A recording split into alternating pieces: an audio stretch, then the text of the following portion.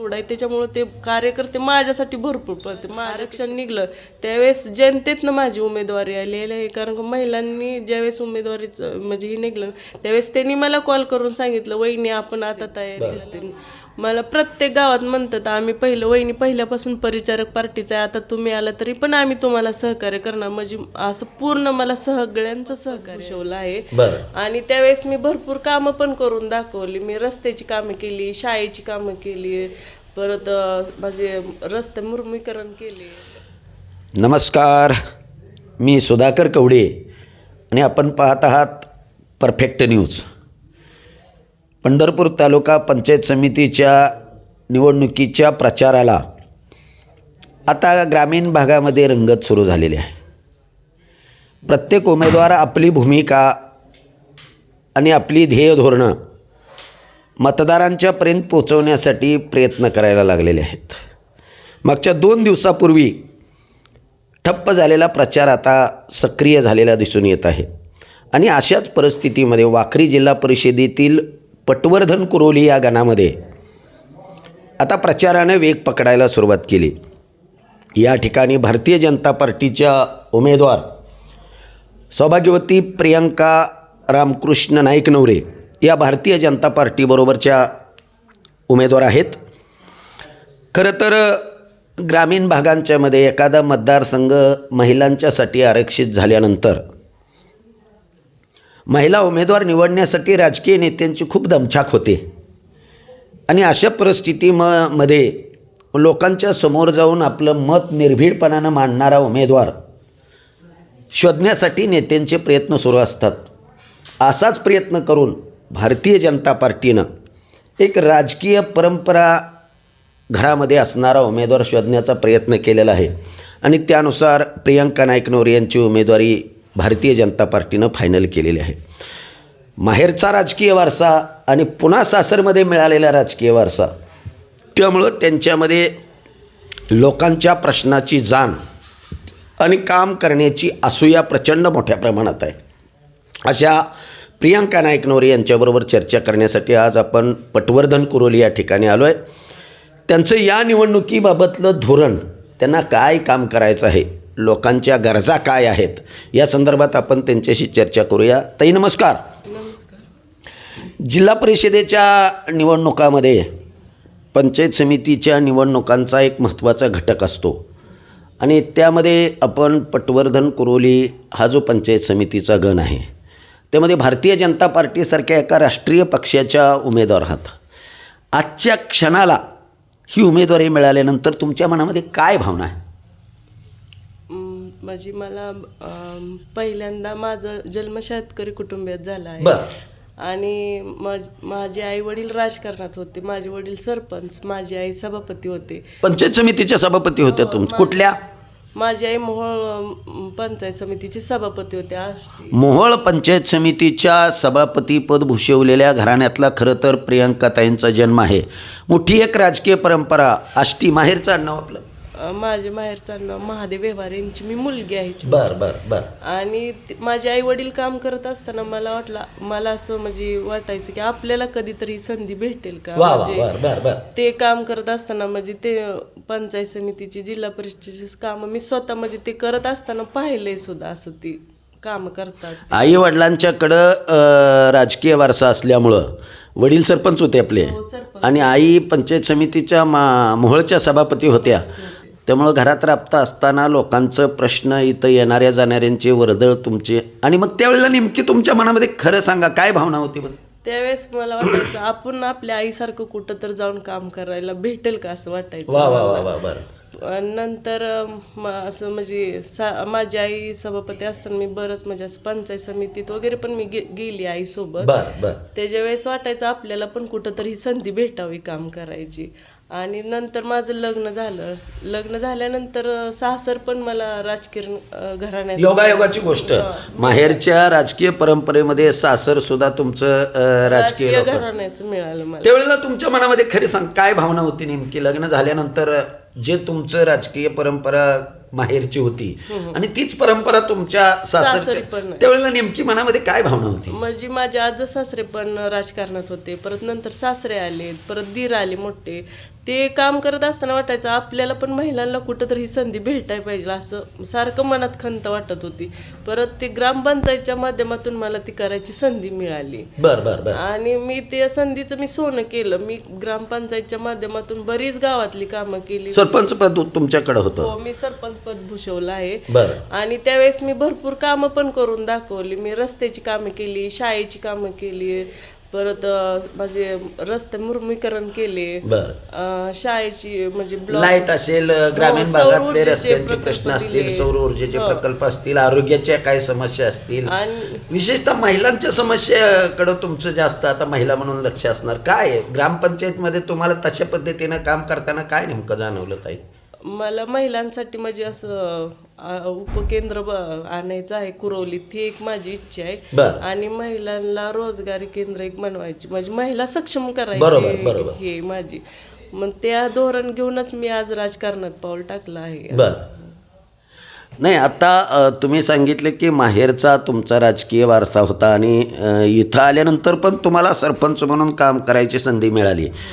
त्यावेळेला मनामध्ये कुठंतरी बाबा तुमच्या जी इच्छा होती लग्नाच्या अगोदर की आपल्याला तशा पद्धतीनं काम करायची संधी मिळावी, ती इच्छा पूर्ण झाल्यानंतर मनामध्ये आनंदाची भावना नक्कीपणा निर्माण झाली असेल. पंचायत राज व्यवस्थेमध्ये ग्रामपंचायत हा पंचायत राज व्यवस्थेचा पहिला टप्पा. त्या टप्प्यावरती तुम्ही काम करताना तुम्हाला यशस्वी झालेल्याचं समाधान वाटतं का? नक्कीच वाटतं. बरं बरं. आणि आता तुम्ही पंचायत राज व्यवस्थेचा दुसरा टप्पा असणारा पंचायत समिती, आणि तिथं आता तुम्हाला उमेदवारी मिळते. म्हणजे वरचेवर या क्षेत्रात काम करायची अपेक्षा असताना तुम्ही मगाशी सांगितलं की मला माहेरला असताना वाटायचं की बाबा आपल्याला काम करायला मिळावं, सरपंच पद मिळालं आणि आता पुढच्या टप्प्यात आणखी जाऊन काम करायला मिळतं आहे.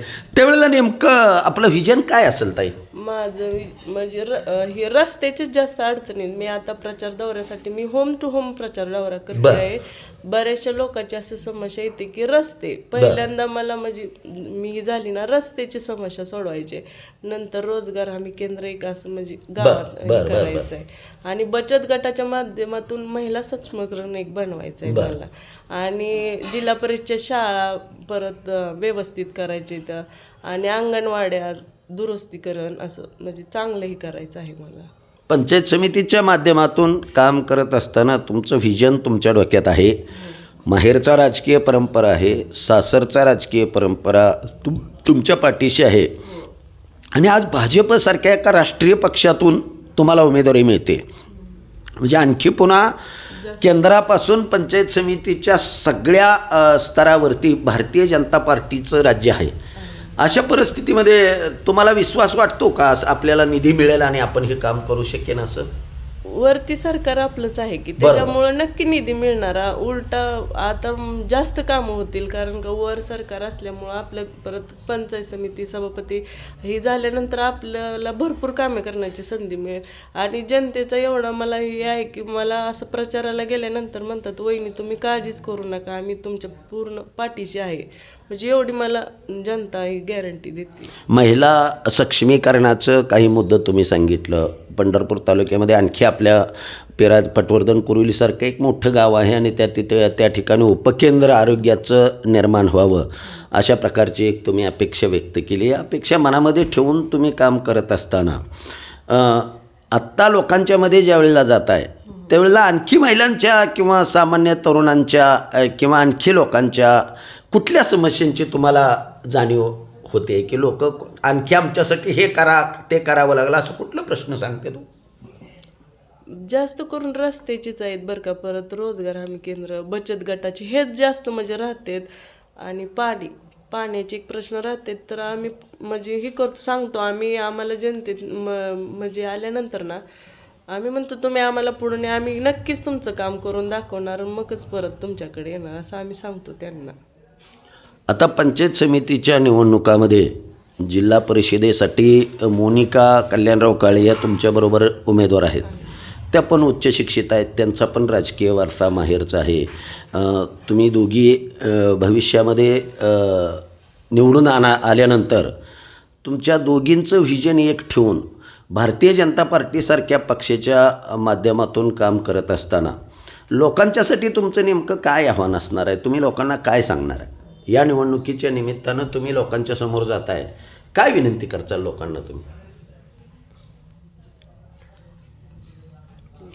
मला काय म्हणायचं आहे माहिती आहे का, तुम्ही आत्ता लोकांच्या समोर जात आहे, आता तुमचं व्हिजन नेमकं, बाबा मला हे करायचं आहे. आता तुम्ही कामं सांगितली की माहेरचा जो वारसा आहे त्या संदर्भात तुम्ही बोललात.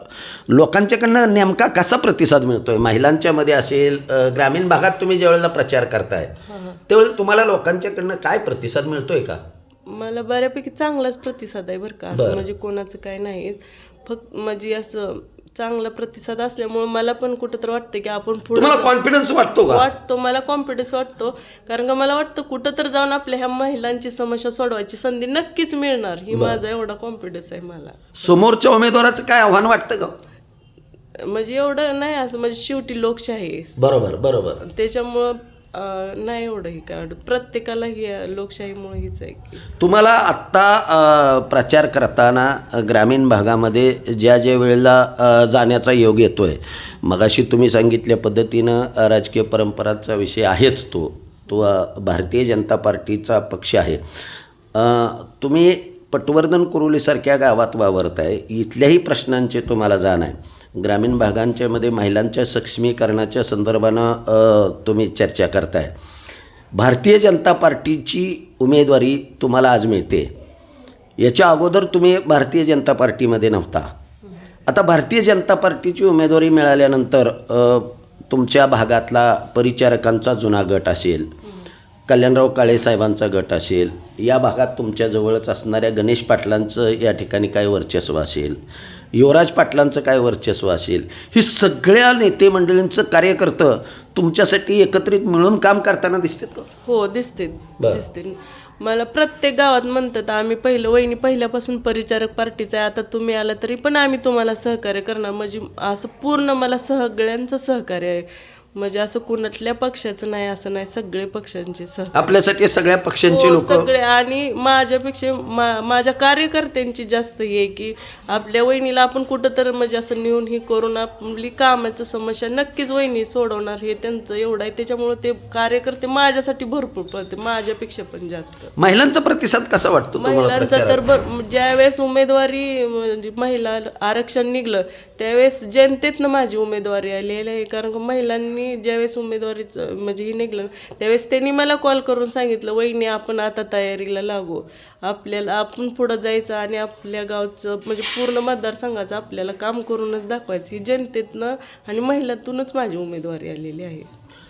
तर या होत्या पटवर्धन कुरोली गणातील प्रियांका रामकृष्ण नाईक. मनामध्ये एक व्हिजन घेऊन मी जनतेचं काम करू शकते असा आत्मविश्वास त्यांच्या बोलण्यातून त्यांनी व्यक्त केलेला आहे. येत्या निवडणुकीच्या कालावधीमध्ये भारतीय जनता पार्टीसारखा राष्ट्रीय स्तरावरचा पक्ष माझ्याबरोबर असल्यामुळं मी हे करू शकतो असा आत्मविश्वास त्यांनी आपल्या मुलाखतीमध्ये प्रकट केला आहे. येत्या 5-6 दिवसामध्ये आता प्रचाराला वेळ वाढवून मिळाल्यानंतर पुन्हा ही उमेदवार सक्रिय होतील. या पंचायत समिती गणामधील वारंवार घडत राहणाऱ्या घडामोडी आम्ही आपल्याबरोबर राहून त्या तुमच्यापर्यंत पोचवण्यासाठी प्रयत्न करणार आहोत. त्यासाठी पाहत रहा परफेक्ट न्यूज. धन्यवाद.